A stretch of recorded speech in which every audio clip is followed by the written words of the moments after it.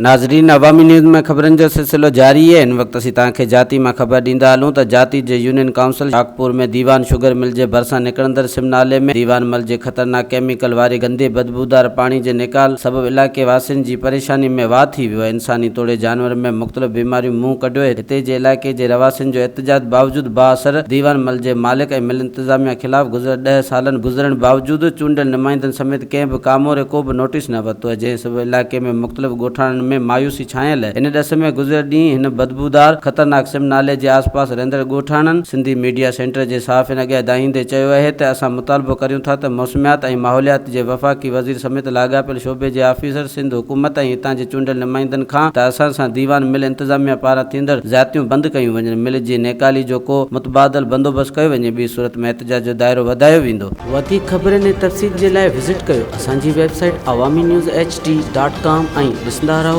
Awami news HD।